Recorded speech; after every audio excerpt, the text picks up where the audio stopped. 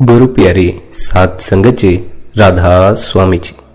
प्यारी साध संगत जी, आप सभी के भीतर बैठे कुल मालिक को प्रणाम। आप सभी को प्रणाम। संगत जी, आज के इस रूहानियत भरे सत्संग में पलटू साहिब की बाणी ली गई है।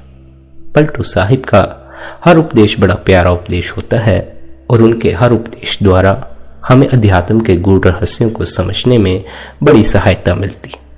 आज के सत्संग द्वारा आपने हमें गुरु की अहमियत के बारे में, गुरु के सानिध्य में बैठकर हमें क्या लाभ होता है, गुरु हम पर क्या कृपा करता है, इस सब के बारे में विस्तार पूर्वक समझाया हुआ।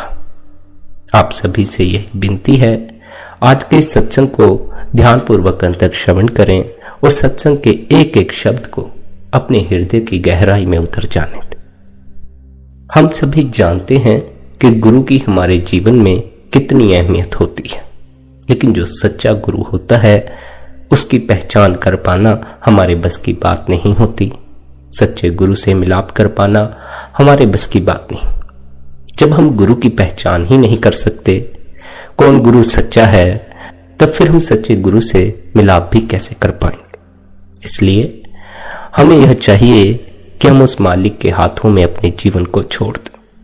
हम जब अपनी तरफ से गुरु की तलाश में निकलते हैं तो बहुत से ऐसे गुरुओं के पास भी भटकना पड़ता है जिनके पास रूहानियत की असल कमाई नहीं होती, खाली ज्ञान होता।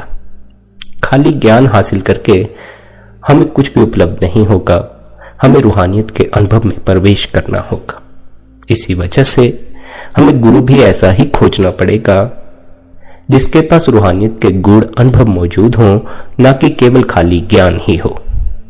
ऐसा गुरु हम नहीं खोज सकते, ऐसा गुरु परमात्मा की कृपा से मिलता। वह गुरु जिसके लिव नाम से जुड़ गए, अगर हम उसे खोजने निकलेंगे कभी भी खोज नहीं पाएंगे, दर दर भटक कर आखिर में खाली हाथ रह जाएंगे।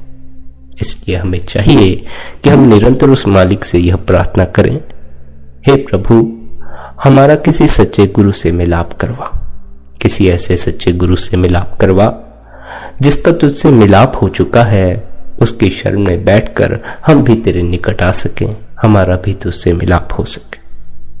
अगर परमात्मा हम पर कृपा करे तो हमारा अवश्य ही सच्चे गुरु से मिलाप हो जाता। अपने ढूंढे से तो हमें कुछ भी हासिल नहीं होता। हम तो सुख भी नहीं खोज पाते, अपने लिए चैन भी नहीं खोज पाते, फिर अपने लिए सच्चा गुरु कैसे खोज पाएंगे। इसलिए हमें उस मालिक के हाथों में अपने जीवन को छोड़ देना है, अपने जीवन का एक एक पल उसके हाथों में छोड़ देना है। संसारिक जीवन के साथ साथ रूहानी तरक्की भी उस परमात्मा के हाथों में ही सौंप देनी। बाकी उस मालिक की मौज है, उसे जैसे जब कृपा करनी होगी वह अपने आप ही कृपा कर देगा। हमें कोई चिंता, कोई फिक्र नहीं करनी किस गुरु के पास जाएं, किस गुरु के पास नहीं जाएं, कौन सच्चा गुरु है, कौन सच्चा गुरु नहीं है। सब उस मालिक को पता है, उसे हमारे भले की हमसे ज्यादा फिक्र है, अपने आप ही वह हमारा भला कर देगा। इसलिए निरंतर मालिक से प्रार्थना करते रहें कि वह हमारा किसी पूर्ण गुरु से मिलाप करवाए ताकि हम भी रूहानी अनुभव कर सकें। आइए इसी प्रार्थना के साथ आज के इस सत्संग को शुरू करते हैं। सत्संग के वचन हैं, नाम समीपी संत हैं दूजा को नाही। गुरु साहिब कहते हैं कि यह जो हमारा भूमंडल है इसमें 7 ही द्वीप हैं और 7 ही समुद्र हैं, यानी 7 हिस्से सूखे हैं और 7 ही हिस्से पानी के हैं। अगर 7 समुद्रों और 7 द्वीपों का सोना निकालकर उसका ढेर लगा लें और एक तरफ राम को रख दें, फिर रब के प्यारों से पूछें कि सोना लेना है या रब का नाम लेना है, तो वे क्या उत्तर देते हैं। वे कहते हैं, हमें तो केवल नाम ही चाहिए। अब यह सारा सामान, यह नाम आदमी के अंदर है। सो गुरु साहिब कहते हैं, परमात्मा ने इतनी ऊंची दौलत हम जीवों के अंदर रखी हुई है, मगर यह जीव माया के जाल में उलझकर अपनी इस आंतरिक दौलत को भूले बैठा। जो नाम के आशिक हैं, हरि रस के आशिक हैं, वे संसार की चीजें नहीं मांगते, वे तो केवल नाम ही मांगते हैं। वे तो मालिक को कहते हैं, हे मालिक, हमें तो केवल तू ही चाहिए, बाकी जो कुछ है वह सब तेरा है, तुझी को अर्पण कर देते हैं। जिनका मन नाम के रंग में रंग जाता है वे परमात्मा के सिवाय और कुछ भी नहीं मांगते। जिनका मन नाम के रंग में नहीं रंगा है वे दुनिया के बंदे हैं और दुनिया के मुरीद हैं। वे हमेशा भूखे ही रहते हैं, उनकी भूख कभी भी शांत नहीं होती। ना तो वे अंदर गए, ना उन्होंने पर्दा खोला, ना ही उन्हें नाम की लज्जत आई। जिन्हें नाम की लज्जत नहीं आई, उन्हें जीवन में आनंद का अनुभव नहीं हुआ, उनके सर से भार हल्का नहीं हुआ, उनका जीवन बड़ा ही बोझिल हो जाता है, उन्हें जीने में कोई मजा ही नहीं आता। गुरु साहिब कहते हैं, जो परमात्मा के आशिक हैं और जो दुनिया के बंदे हैं, उनमें करोड़ों कोस का फासला है। परमात्मा के आशिक परमात्मा को मांगते हैं, दुनिया के बंदे दुनिया को मांगते हैं। फिर अगर उनका ख्याल मिले तो मिले कैसे? हम सदगुरु के पास जाते हैं, हम तो दुनिया मांगने वाले जीव हैं, लेकिन सदगुरु को दुनिया की चीजों से कोई मतलब नहीं है, उनका मिलाप परमात्मा से हो गया। हम कहते हैं हमें यह चाहिए वह चाहिए, सदगुरु हमें समझाता है कि यह सब माया का धोखा है, उस मालिक के नाम के रंग में रंगो। हम मालिक के नाम के रंग में रंगते नहीं, हम सदगुरु की बात मानते नहीं, हमें जहां रस आता है हम उसी ओर भागते हैं, हम संसार की चीजें ही मांगते हैं। इसलिए हमारा और सदगुरु का ख्याल मिले तो मिले कैसे? सदगुरु हमसे माया छुड़वाना चाहते हैं, हम माया में उलझना चाहते। इसलिए परमात्मा के आशिक और दुनिया के आशिकों में करोड़ों कोस का फासला है। दुनिया में दो ही चीजें पवित्र हैं, एक रब, दूसरे रब के आशिक, बाकी सारी दुनिया नाशवान है। जो रब के आशिक हैं उनकी तारीफ में हम यही कह सकते हैं कि उन राम के प्यारों को हम राम ही कह दें।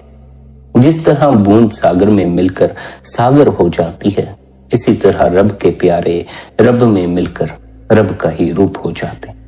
रूह अमरे रबी है, रूह को तरक्की करके उस रब से मिलना है, उस परमात्मा से मिलना है, और इसके अलावा इस रूह के पास कोई ठिकाना नहीं है। गुरु साहिब समझाते हैं, संतों के पास नाम है, संत नाम का ही मार्ग बताते हैं।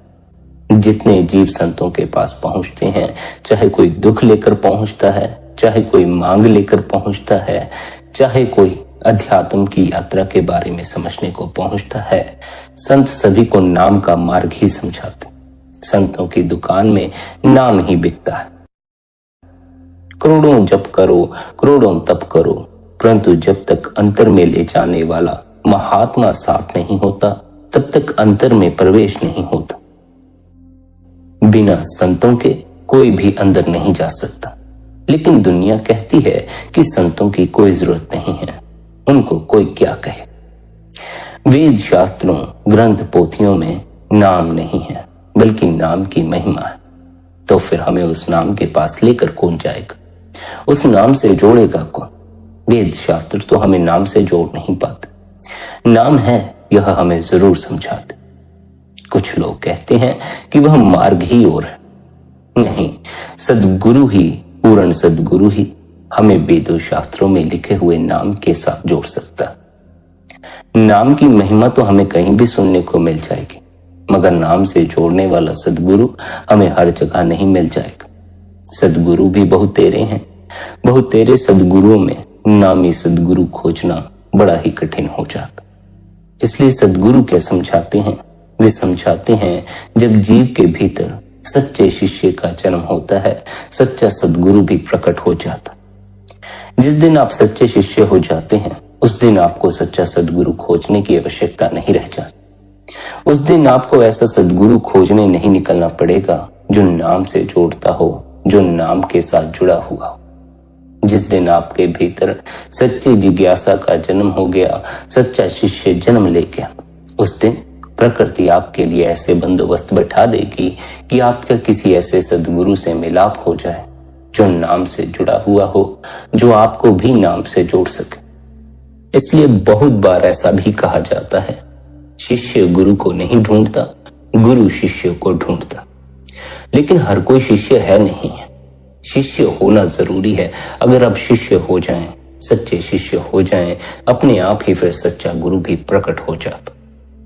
इस बात को सदा ख्याल रखें, जहां मरकर जाना है वहां कोई साथ नहीं जाता सिवाय पूर्ण सद्गुरु के। पूर्ण सद्गुरु यानी जो परमात्मा में समा गया है, जो नाम में समा गया। जीते जी तो अनेकों सहारे मिल जाएंगे। जीते जी तो इस ओर कभी गौर भी नहीं करोगे कि सद्गुरु के सहारे की आवश्यकता है। जहां लाखों सहारे पहले ही मिल रहे हों, जिस आदमी के पास लाखों सहारे हों, वह सद्गुरु के एक सहारे की फिक्र क्यों करेगा। जीवन भर हमें यही भ्रम बना रहता है, हमारे पास अनेकों सहारे हैं। इतनी भीड़ में हम जीते हैं, इतने लोगों के साथ जीते हैं कि यह भ्रम पक्का होता चला जाता। हम भूल ही जाते हैं कि हमारे साथ अंत में कोई भी नहीं जा सकता। अगर कोई साथ जाने वाला है तो सद्गुरु ही है। केवल पूर्ण सद्गुरु ही इकलौता होता है जो हमारी जीते जी भी संभाल करता है और मरने के बाद भी संभाल करता। ये जो लोग हैं, ये जो सहारे हमें असल सहारे मालूम पड़ते हैं, ये केवल और केवल हमारा जीते जी ही साथ दे सकते हैं। और बहुत बार तो ऐसा होता है कि हमारे अपने ही हमारा जीते जी साथ देना बंद कर देते। इस माया की नगरी में हम जितने भी सहारे बनाते हैं वे सभी थोथे होते। जरा सी बात हो जाने पर सहारे बिखर जाते। लेकिन फिर भी हम इन सहारों की नुमाइश में बड़ा दुख सहते हैं, बड़ी पीड़ा सहते हैं। अगर किसी का सहारा लेना ही है तो परमात्मा का सहारा लो, पूर्ण सद्गुरु का सहारा लो। वह इकलौता ऐसा सहारा है जो कभी आपका साथ नहीं छोड़ता। आप पापी हैं, परमात्मा तब भी आपका साथ नहीं छोड़ता। आप बुरे कर्म करते हैं, परमात्मा तब भी आपका साथ नहीं छोड़ता। आप गरीब हैं, परमात्मा तब भी आपका साथ नहीं छोड़ता। आप करूप हैं, तब भी परमात्मा आपका साथ नहीं छोड़ता। परमात्मा इकलौता ऐसा है जो किसी का साथ नहीं छोड़ता। चाहे फिर उसके बच्चे बुरे हों या अच्छे हों, वह सबके साथ रहता है। हम तो आमतौर पर यही सोचते हैं, जो अच्छे हैं, जो परमात्मा का पूजा पाठ करते हैं, परमात्मा केवल उन्हीं का साथ देता है, सद्गुरु केवल उन्हीं का साथ देता है। नहीं, परमात्मा सभी का साथ देता। यह जरूर है कि आपको आपके किए हुए कर्म का फल अवश्य मिलता है, पर अगर आप अपने किए हुए कर्म के फल को खुशी खुशी भुगतने के लिए तैयार हो जाएं, तब आपको उस परमात्मा का सहारा भी अनुभव होना शुरू हो जाएगा। हर परिस्थिति में, हर हालात में परमात्मा हमारे साथ होता है और हर हालात में हमें वह सहारा भी देता है। हम उसके सहारे की ओर गौर कर पाते हैं या नहीं कर पाते हैं, यह हमारे ऊपर निर्भर करता है। जिसकी आत्मा जितनी ज्यादा सोई हुई है, उसे उतना ही परमात्मा के सहारे का अनुभव कम होता है। जैसे जैसे आपकी आत्मा जागृत होती जाएगी, आपके भीतर प्रकाश होता जाएगा, वैसे वैसे आपको यह भी अनुभव होना शुरू हो जाएगा कि उस परमात्मा का साथ हमेशा आपके साथ है। वह हर परिस्थिति में आपकी मदद करता है, आपकी संभाल करता है। वह परमात्मा जो सबसे ऊंचा है, जो सबका रखवाला है, वह हमारी संभाल कर रहा है। इसका अनुभव हमें कब होगा?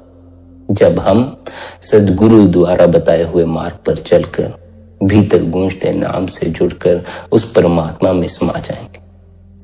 नाम हमें सहायता करता है उस परमात्मा का दर्शन करने।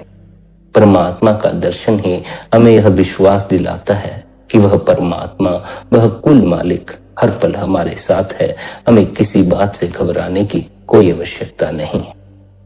सद्गुरु द्वारा बताया गया परमात्मा तक पहुंचने का मार्ग सच्चे साधक के लिए सदा ही हितकारी होता है। अगर आप सच्चे साधक हैं, आपके भीतर सच्ची जिज्ञासा है, तो आप सद्गुरु द्वारा बताए मार्ग पर चलकर अपने निज कर पहुंच जाएंगे।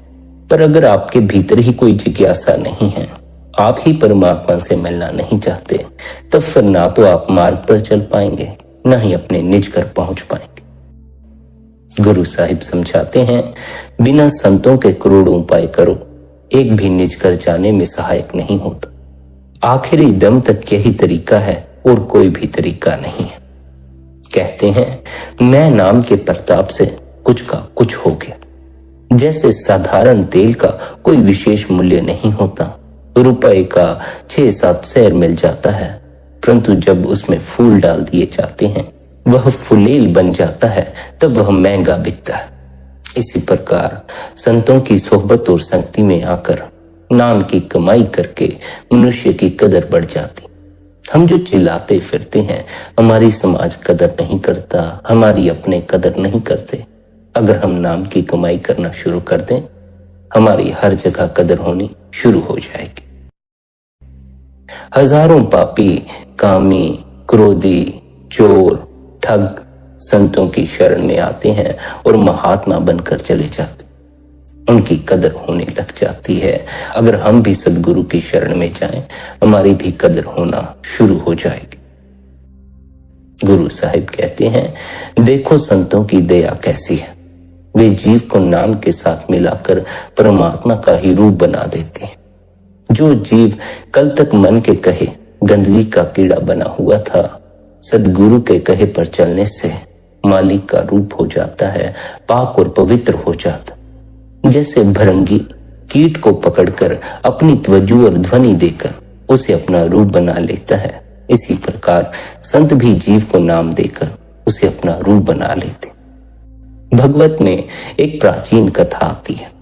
वह कथा इस तरह है कि एक कमजोर बकरी एक जंगल में रहती थी। शेर उस जंगल का राजा था। उसने उस बकरी पर दया करके उसे आजाद कर दी। वहां हाथी भी रहते थे। शेर ने उनसे कहा कि जब तुम पानी पीने जाओ इसे भी साथ ले जाया करो। वह हाथी के ऊपर चढ़ जाया करती और पानी पी आया करती। यह सब प्रताप शरण लेने का है। इसी प्रकार संतों की शरण में आकर जीव राई से पहाड़ यानी नीच गति से संत बन जाता। संतों की कृपा से नीच व्यक्ति भी उच्च हो जाता है। संतों की संगति से जीव की काया पलट जाती। क्यों संतों के कहने से काया पलट जाती है? क्योंकि परमात्मा संतों के कहने में है। ना केवल परमात्मा संतों के कहने में है, यहां तक कि परमात्मा उनके हुक्म में रहता है। परमात्मा संत की कही हुई हर बात को मानता है, टालता नहीं। अगर जीव और परमात्मा के बीच गुरु ना हो तो जीव कभी परमात्मा से मिल ही नहीं सकता। मालिक जब भी मिलेगा गुरु के जरिए ही मिलेगा। अगर गुरु नहीं मिलता तो परमात्मा भी नहीं मिलता। पलटू साहिब कहते हैं 33 करोड़ देवता भी संतों से डरते हैं, उनका आदर करते हैं। बहुत से लोगों को हिस्ट्रिया या दूसरे मानसिक रोग लग जाते हैं। नतीजा यह होता है कि वे पागलों जैसी हरकतें करने लग जाते हैं। पहाड़ वाले उसको ऊपर की हवा कह देते हैं, मैदानी इलाकों के भूत प्रेत कह देते हैं। जब ऐसा मर्ज होता है तो उसके संबंधी झाड़ा करवाने को बुलाते। झाड़ा करने वाला आकर फूंक मारता है और ध्वनि देता। पर सद्गुरु समझाते हैं नाम वाले जीव के पास ऐसी कोई विपदा नहीं आती। नाम वाले के पास, संतों के सत्संगियों के पास जिन और भूत तो क्या देवी देवता भी नहीं आते, वे भी दूर से ही डरते। वह नाम जिससे जुड़कर कोई भी नकारात्मक शक्ति हम पर प्रभाव नहीं डाल सकती, उस नाम से कैसे जुड़ना है इसके बारे में खोलकर समझाते हुए आप कहते हैं, मन को मारकर बारीक करके आंखों के बीच में से होकर जाना है। यह जो आंख की पुतली है इसके अंदर जाओ, आगे सब कुछ मौजूद है। करोड़ों पहाड़, करोड़ों देश इसमें समाये हुए हैं। आत्मा जब भी अंदर जाएगी इस आंख के बीच में से होकर ही जाएगी, क्योंकि राई यानी तीसरे नेत्र में सारा संसार दिखाई देता। यह संतों का काम है, वे ही राई को पर्वत करते हैं। फिर परमेश्वर के घर में जो कार्यवाही है संतों की ही है, जिसे वे चाहे ले जाएं, जिसे चाहे छोड़ जाएं। अगर संतों के साथ परम धाम में प्रवेश पाना चाहते हो तो इन कुछ बातों को याद में रखो। धर्म, अर्थ, काम और मोक्ष ये 4 पदार्थ हैं।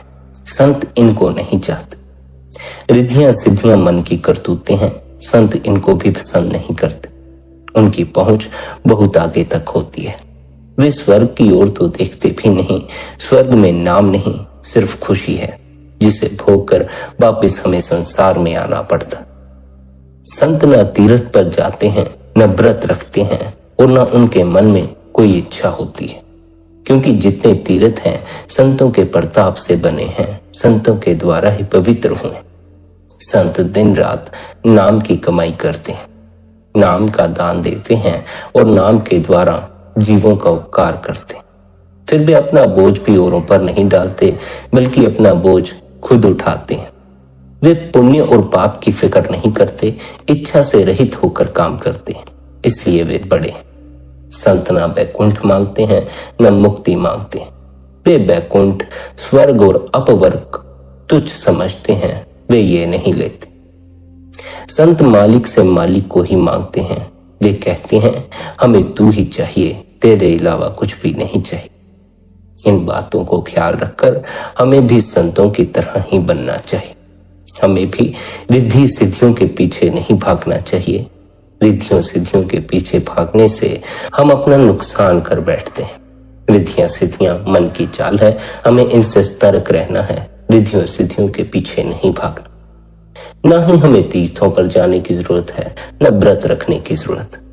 व्रत रखने से आपको शारीरिक लाभ तो अवश्य होता है, लेकिन व्रत रखने से परमात्मा से मिलाप नहीं होता। अगर परमात्मा आपसे खाली पेट ही मिलना चाहता तो वह आपको पेट देता ही नहीं। उसने आपको पेट दिया हुआ है इसे भरने के लिए। उसने आपको भोजन दिया हुआ है, उसने आपको भोजन खाने के लिए हाथ दिए हैं, मुंह दिया। खाली पेट परमात्मा को याद करने से परमात्मा का कोई संबंध नहीं है। व्रत रखने वाले सारा दिन भूख से परेशान रहते हैं। उनके भीतर हर पल भूख की याद बनी रहती है। जब तक पेट नहीं भर जाता तब तक ख्याल बार बार खाली पेट की तरफ ही जाता रहता। याद करना है मालिक को, याद करते रहते हैं भोजन को। इसलिए व्रत रखने से कुछ भी नहीं होता। अगर खाली पेट हो तो ध्यान पेट की तरफ जाएगा, परमात्मा की तरफ नहीं जाए। अगर आप प्यासे हो तो परमात्मा को याद थोड़ी करोगे, पानी की फिक्र करोगे, पानी को याद करो। अगर आप खाली पेट हो तो भोजन को ही याद करोगे, परमात्मा को याद नहीं करो। इसलिए हमें यह बात भी ख्याल रखनी है, व्रत रखने से परमात्मा के मिलने का कोई संबंध नहीं है। व्रत रखने से आपको शारीरिक लाभ अवश्य ही मिलता। महात्मा बुद्ध के जीवन का तो किस्सा ऐसा है कि उनका परमात्मा से जिस दिन मिलाप हुआ उस रात्रि उन्होंने भरपेट भोजन किया हुआ था।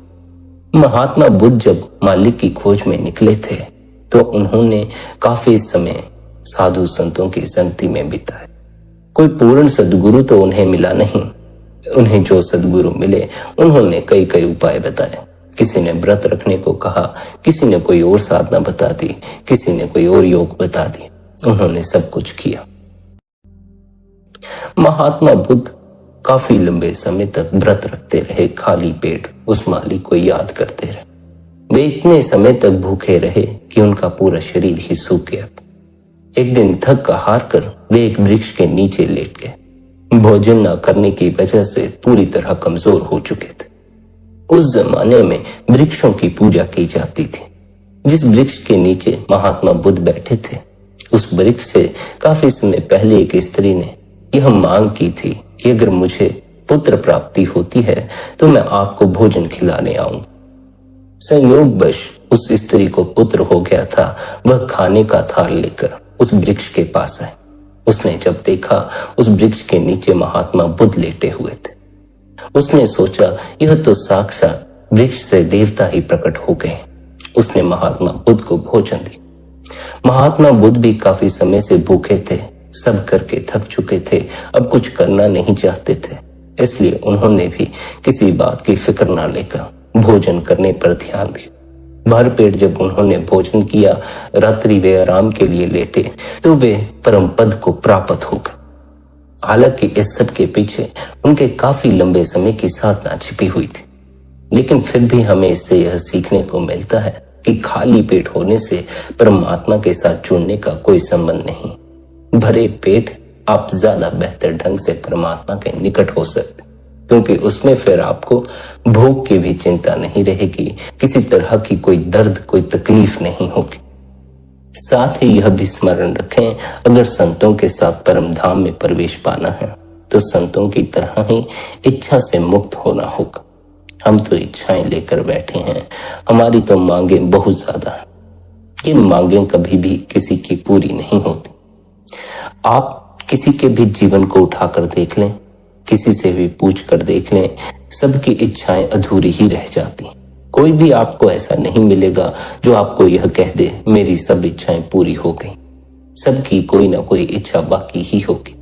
केवल संत ही ऐसे होते हैं जिनके भीतर कोई इच्छा बाकी नहीं रह जाती। क्यों कोई इच्छा बाकी नहीं रह जाती? क्योंकि वे जान जाते हैं जो कुछ मिलता है, जो कुछ होता है, सब परमात्मा की कृपा से होता। जब सब परमात्मा की कृपा से होता है, जब सब परमात्मा के किए होता है, तो हमारे इच्छा करने से क्या होने वाला है? फिर हमारे इच्छा करना तो व्यर्थ ही है। इसलिए संत इच्छा नहीं करते, वे अपने आप को मालिक के भरोसे छोड़ देते हैं। वे मालिक की रजा में राजी हो जाते। क्या हम भी मालिक की रजा में राजी रहने के लिए तैयार हैं? हमें अपने आप से यह सवाल हर रोज पूछना चाहिए। शायद हम उसकी रजा में राजी रहने को तैयार नहीं हैं। अगर होते तो हमारे भीतर अपनी कोई इच्छा नहीं होती। अपनी इच्छा होने का अर्थ यह है कि हमें उसकी इच्छा, उसकी रजा पसंद नहीं है। अगर हम भूखे हैं तो हम क्या कहते हैं? हम कहते हैं हे परमात्मा, हमारे लिए भोजन का बंदोबस्त कर, हमें भूख लगी है, हम भूख से तड़पते जा रहे हैं। पर अगर संत भूखे हों, संतों के पास भोजन ना हो, तो वे परमात्मा से मांग नहीं करते। वे कहते हैं जैसी तेरी रजा, आज तूने भूखा रखना था, आज भूखे ही सोना नसीब में था। ऐसा ही सही, हमारी अपनी कोई इच्छा नहीं। जो तू करे वही हो, जैसा तू करे वही ठीक है। जब तक हम मालिक की रजा में रहना शुरू नहीं करेंगे, तब तक जो कुछ हमारे पास है हम उसमें संतुष्ट नहीं हो पाएंगे। तब तक हम और की मांग करते ही चले जाएंगे। ऐसा जीव जो मांगने में लगा हुआ है, वह परम धाम में प्रवेश नहीं कर सकता, क्योंकि वह परम धाम, वह सचखंड मंगतों की नगरी नहीं है। वह तो शहंशाहों की नगरी है, बादशाहों की नगरी है। इसलिए सद्गुरु यह भी समझाते हैं कि सचखंड के इस मार्ग पर मंगते होकर मत आना, आना शहंशाह होकर ही आना। तुम्हें परमात्मा ने शहंशाही पैदा किया, तुम सदा से उस मालिक के अंश रहे हो। वह मालिक बादशाह है, तुम भी बादशाह। मगर तुमने अपने आप को मन में उलझाकर अपनी कीमत मंगतों की जितनी कर ली है, अपनी कीमत कम कर ली। जिस दिन तुम्हारे भीतर कोई मांग न रह जाएगी, उस दिन तुम भी शहंशाह हो जाओ। शहंशाहों को ही परमात्मा के दरबार में प्रवेश मिलता। जो शहंशाह है वही परमात्मा से कुछ मांगता नहीं है। जो शहंशाह नहीं होते उन्हें दर दर मांग कर गुजारा करना पड़ता है। उनकी जिंदगी मांगने में ही व्यतीत हो जाती। अगर आप भी चाहते हैं कि आप सद्गुरु के साथ परम धाम में प्रवेश करें, तो उसके लिए आपको मांग छोड़नी होगी, इच्छाएं छोड़नी होगी, या फिर यूं कहो कि मन को छोड़ना होगा। क्योंकि मन ही इच्छाएं पैदा करता है, मन ही वासनाएं पैदा करता है, मन ही मांग पैदा करता है। मन सदा भूखा ही रहता है, यह सदा मांगने में लगा रहता। मन से ऊपर उठोगे तो हम कुछ भी मांगने की आवश्यकता नहीं पड़ेगी। फिर यह भी समझ आनी शुरू हो जाएगी, जो मिलना है सब उस परमात्मा ने ध्रुव मस्तक में पहले ही लिख दिया। जब सब उस मालिक ने पहले ही लिख दिया है, फिर हमारी इच्छा करने का, हमारी मांग करने का कोई फायदा नहीं। हमारी मांग भी वही पूरी होती है जो पहले से हमारे नसीब में लिखा गया। उसके अलावा जो हमें नहीं मिलना है वह हमें कभी भी नहीं मिलता। फिर चाहे हम उसके लिए कितना ही प्रयास करते रहें, कितनी ही मेहनत करते रहें। इसलिए मांग को छोड़कर रजा में रहना सीखो। साथ ही वैकुंठ और मुक्ति की इच्छा भी छोड़ दो। हम वैकुंठ की इच्छा लेकर बैठ जाते हैं, मुक्त होने की चाह लेकर बैठ जाते हैं। इच्छा, चाह, वासना ये सब मन का खेल है। हमें मन को छोड़ना है तो यह चाह भी छोड़नी होगी, इच्छा भी छोड़नी होगी। फिर चाह चाहे आपकी मुक्त होने की हो, परमात्मा से मिलने की हो, नाम दान लेने की हो, किसी भी तरह की हो, आपको हर तरह की चाह को गिरा देना। चाह नहीं रखनी है, जो मालिक जीवन में बख्श दे उसमें राजी होना है, उसकी रजा में रहना है, तब जीवन सुखी बनता है, वरना तो जीवन दुख ही बना रहता। आगे गुरु साहिब रूह की हालत बयान करते हुए कहते हैं, रूह क्या चीज है? फिर आप ही जवाब देते हैं, यह सारी सृष्टि में सबसे उत्तम और श्रेष्ठ है। इसके सहारे ही सब नदियां, पहाड़, जंगल और अन्य हजारों ताकतें काम करती। लेकिन अफसोस है, एक ही घर में पति पत्नी बसते हैं मगर मिलाप नहीं होता। यानी एक ही देह में परमात्मा और आत्मा का निवास है मगर इसकी खबर हमें नहीं होती। स्त्री और पुरुष दोनों इस सेज पर मौजूद है, लेकिन न स्त्री ने पति को देखा और न पति ने स्त्री को देखा। हमारे अंदर आत्मा और परमात्मा है, मगर कभी आत्मा और परमात्मा यानी रूह और रब का विसाल नहीं हुआ और यह रूह सुहागिन नहीं हुई।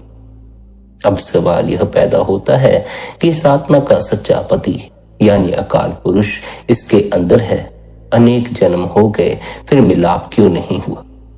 उसके मिलने का कोई साधन अथवा उपाय है नहीं, अगर है तो केवल इस देह के अंदर ही है। गुरु साहिब कहते हैं कि वह गुरु का शब्द है और यह हर एक की देह के अंदर है, जिसे वेदनाद कहते हैं, ऋषि मुनि आकाशवाणी कहते हैं, मुसलमान कलामे इलाही या बांगे आसमानी कहते हैं। हजरत ईसा ने इसे वर्ड कहा है और गुरु साहिब ने गुरुवाणी और आद सच जुगाद सच कहा। जब इंसान उस शब्द या नाद को पकड़ता है तो मन व इंद्रियां वश में आ जाती हैं, भीतर का पर्दा खुल जाता। यह कुदरती नियम है, तब्दील नहीं होता, ना ही इसमें किसी और तरह की कोई मिलावट की जा सकती है। मालिक से मिलने की यही एक दवा है और यही सबके अंदर मौजूद है। हर एक इंसान की निजी दौलत उसके भीतर मौजूद है, यानी वह नाम सबके भीतर मौजूद है। अगर जीव अंदर जाकर इस दौलत को हासिल नहीं करता तो वह जीव की मूर्छा को दर्शाती है। मूर्छित जीव को अपने घट की कोई खबर नहीं लगती। मूर्छित जीव यानी जो संसारिक वासनाओं, संसारिक इच्छाओं में खोया हुआ है। मन लज्जत का आशिक है और मन ही हमें संसार में भटकाता है। संसार के ख्याल हमारे भीतर मन द्वारा खड़े किए जाते। करोड़ों जन्मों से मन लज्जतों का आशिक रहा है और इनकी तरफ ही भागता रहता। यह विषय विकारों, लज्जतों और अन्य सामानों के पीछे इस कदर भागता है कि इसके पीछे पीछे फिर आत्मा की भी मिट्टी पलीद होती है। हालांकि फिर भी यह मन निरंतर भागते रहने से कभी तृप्त नहीं होता। कुछ भी इकट्ठा करते रहो, कितना भी इकट्ठा करते रहो, मन तृप्त नहीं होता, अतृप्ति बनी ही रहती। पहले हम 5000 नहीं कमाते, मन कहता है 5000 कमा लो, तृप्ति आ जाएगी। 5000 हो जाते हैं, मन 10,000 की मांग करता है। 10,000 हो जाते हैं, मन 20,000 की मांग करता है। 20,000 हो जाते हैं, मन लाखों की मांग करता। मन कभी तृप्त नहीं होता। मन को तृप्त करने का कोई उपाय भी नहीं है। अगर तृप्त हो सकती है कोई चीज तो वह हमारे भीतर बैठी आत्मा। हमारी आत्मा कैसे तृप्त होती है? जब आत्मा परमात्मा से मिलाप कर लेती है। और यह स्मरण रखें, जो आत्मा को तृप्त करने में लगते हैं वे तो किसी न किसी दिन तृप्त हो भी जाते हैं, पर जो मन को तृप्त करने में लगते हैं वे जन्मों जन्मों तक भटकते रह जाते हैं, पर तृप्ति का कोई अनुभव नहीं होता। यूं ही नहीं, संत सद्गुरु हमें बार बार कहते हैं, मन से ऊपर उठो, मन को छोड़ो, मन के परे अपने असल स्वरूप को पकड़ो। सद्गुरु हमें इसीलिए बार बार मन को छोड़ने को कहते हैं, क्योंकि मन कभी तृप्त नहीं होता, किसी भी बात से तृप्त नहीं होता, न पूजा पाठ से, न ही दान पुण्य से, न ही अच्छे कर्म करने से, न ही बुरे कर्म करने से। यह किसी और तृप्त नहीं होता, इसलिए इसे छोड़ना पड़ता है, इससे ऊपर उठना पड़ता। अगर जिंदगी में तृप्त होना चाहते हो तो अपनी आत्मा के साथ जुड़ो, अपनी आत्मा की तृप्ति की फिक्र करो। मन की तृप्ति में लगे रहे तृप्त नहीं हो पाओ। आत्मा की तृप्ति की फिक्र करो। आत्मा कब तृप्त होगी? जब उसका परमात्मा से मिलाप हो जाए। आत्मा की एक ही भूख और प्यास है, परमात्मा को पाना। परमात्मा को जब तक हम नहीं पाते हैं, जन्मों जन्मों तक मन की इच्छाएं पूरी करते रहने से भी फिर हमें तृप्ति का अनुभव नहीं होता। क्यों? क्योंकि असल जो प्यास है, असल जो तड़प है, वह आत्मा की परमात्मा के प्रति। हम मन के भुलेखे में पड़कर यह सोचते रहते हैं कि हमें जो अतृप्ति खलती है वह इसलिए खलती है कि हमारे पास ज्यादा धन नहीं है या हमारी कोई इच्छा अधूरी रह गई। नहीं, ये सब भुलेखे। हम सब की असल तड़प परमात्मा से मिलाप की तड़प है, क्योंकि यह बड़ी ही आंतरिक तड़प है, यह आत्मा की तड़प है। इसलिए हमें इसकी खबर नहीं लगती। इसकी खबर उन्हें ही लग सकती है जिन्होंने अपनी आत्मा का अनुभव कर लिया, अपनी आत्मा का दर्शन कर लिया। अधिकांश जीव मन के पर्दे पर ही टिके रह जाते हैं।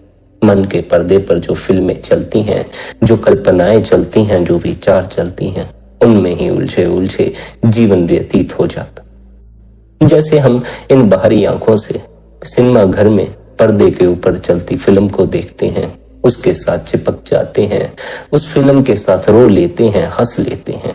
उसी तरह हमारे मन के पर्दे पर जो फिल्म चलती है, हम उसमें भी शामिल हो जाते हैं, उससे भी जुड़ जाते। फिर मन के पर्दे पर अगर कोई रोने वाली बात चल पड़े तो हम रोना शुरू हो जाते हैं, अगर कोई हंसी वाली बात चल पड़े तो हम हंसना शुरू हो जाते। संत हमें यही समझाना चाहते हैं कि मन के तल पर भी आप सुख का अनुभव करते हैं, लेकिन मन के तल पर दुख भी बना होता। इसलिए मन के तल पर आप यह नहीं कह सकते कि मैं सदा के लिए सुखी हो जाऊं। नहीं, ऐसा कभी नहीं हो सकता अगर आप मन के तल पर खड़े। सुख और दुख मन के तल पर तो सदा साथ चलते। जो जीव मन में जीता है वह दुखों से इनकार नहीं कर सकता, या फिर वह सुख से इनकार नहीं कर सकता। उसे दोनों को एक साथ लेकर ही जीवन जीना पड़ता। कभी कभी आप खुशी का अनुभव करेंगे, कभी कभी दुख का अनुभव करेंगे। बस ऐसे ही जिंदगी बीतती चली जाएगी। दुख आते रहेंगे, सुख आते रहेंगे, पर एक परम सुख भी है। एक ऐसा सुख भी है कि जिसके बाद सुख आए या दुख आए इससे कोई फर्क नहीं पड़ता, क्योंकि उस अवस्था में हम इतने आनंद से भरे हुए होते हैं, सुख भी फिर छोटा मालूम पड़ने लगता। सुख मन की अवस्था है, आनंद आत्मा की अवस्था। इसलिए मन के तल पर हमें आनंद अनुभव नहीं होता, केवल सुख का अनुभव होता है। सुख यानी कुछ घड़ी के लिए हमारे भीतर जो उत्तेजना पैदा होती है वह। सुख भी एक उत्तेजना है, दुख भी एक उत्तेजना। आत्मा के तल पर कोई उत्तेजना नहीं। आत्मा स्थिर है, आत्मा कंपन रहित है, मन कंपन से भरा हुआ। इसलिए इस बात को भी ख्याल रखें कि सुख और आनंद में बड़ा भेद है। सुख मन के तल तक सीमित है। अगर सुख तक सीमित हो तो मन के तल तक सीमित हो। अगर आनंद में प्रवेश कर गए तो सुख की भी कोई फिक्र नहीं रहेगी। हमारा सुख क्या है? हमारा सुख अधिक धन इकट्ठा कर लेने में है, ऊंचे पद पर पहुंच जाने में है, बड़ा मकान हो जाने में है। मगर ये सुख क्षणिक होते हैं, ये सब मन की चाल होती है। आत्मा के तल पर ना तो धन में सुख मालूम पड़ता है, ना मकान में सुख मालूम पड़ता है, ना पद में सुख मालूम पड़ता। इसलिए आत्मा आनंद की अवस्था है, सुख की अवस्था नहीं। सुख खोजोगे तो मन में उलझे रहोगे, आनंद खोजोगे तो आत्मा तक पहुंच जाओगे। आत्मा आपके भीतर छिपी हुई है। इस देह के भीतर मन का पर्दा है, मन के पर्दे के पार आत्मा छिपी बैठी है। मन का पर्दा आत्मा को देखने नहीं देता। जैसे मैं आपके सामने एक सफेद कपड़ा टांग दूं तो उस सफेद कपड़े के पीछे क्या है वह आपको नजर नहीं आएगा। ऐसा ही आपके भीतर है, मन का पर्दा है, मन के पर्दे के पीछे क्या है वह नजर नहीं आता। और भी ज्यादा उलझन तो इस बात की है कि उस मन के पर्दे पर फिल्म चली हुई है, वासनाओं की, इच्छाओं की, ख्वाहिशों की। उस फिल्म में आप इतना ज्यादा खो जाती हैं कि कभी इस ओर गौर ही नहीं करके देखते कि यह केवल एक पर्दा है जिसके ऊपर फिल्म चली हुई है। हम फिल्म में ही अटके रह जाते हैं, पर्दे तक भी ध्यान नहीं दे पाते। किसी का पर्दे पर ध्यान हो तभी कहीं उसके भीतर यह ख्याल पैदा हो, मैं इस पर्दे के पीछे देखूं क्या है। इस पर्दे पर तो जो कुछ है वह हम जन्मों जन्मों से देखते हैं। इस पर्दे के पीछे क्या है वह देखने की हमने कभी कोई कोशिश ही नहीं की। असल में हमें तो यह भी नहीं पता हमारे भीतर मन का पर्दा पड़ा हुआ। हमें मन अपने से अलग मालूम नहीं पड़ता, हम मन को भी अपना होना समझते। कभी कभार किसी एक आध घड़ी में आपको मन की झलक मिलती है। जिस दिन आपको मन की झलक मिल जाती है उस दिन आपका यह भ्रम दूर हो जाता है कि आप मन हैं। जब तक मन की झलक नहीं मिलती, मन अपने से अलग मालूम भी नहीं पड़ता। निरंतर आंख बंद करके अपने भीतर डूबने से मन दिखाई पड़ना शुरू हो जाता। जो दिखता है वह हम नहीं होते, फिर चाहे वह मन है चाहे वह देह है। आत्मा दिखाई नहीं देती, आत्मा के तो होने का केवल अनुभव ही होता है। जब भी आप आत्मा में प्रवेश करेंगे, आप आत्मा को देखेंगे नहीं, बस आत्मा को महसूस करेंगे, उसका अनुभव करेंगे। वह अनुभव ही इतने आनंद से भरा हुआ है, इतनी प्रगाढ़ता से भरा हुआ है कि उस आनंद को पा लेने के बाद जीव के सारे भ्रम दूर हो जाते हैं। जीव को अपने स्वयं की पहचान हो जाती। इस स्वयं की पहचान के बाद ही जीवन आनंदित होता है, तृप्ति से भरता है। स्वयं की इस पहचान की खातिर पलटू साहिब हमें समझाते हैं, हमें किसी पूर्ण सद्गुरु की संगति और सोहबत करनी चाहिए, क्योंकि पूर्ण सद्गुरु हर पल अपने भीतर परमात्मा से जुड़े हैं, नाम से जुड़े हैं। जो नाम से जुड़ा है वह मन के पर्दे से पार चला गया है। मन के पर्दे में जो सीमित है उसे अभी नाम की कोई खबर नहीं। जो नाम से जुड़े हैं वह परमात्मा से जुड़े हैं, वे ही हमें परमात्मा से जोड़ सकते।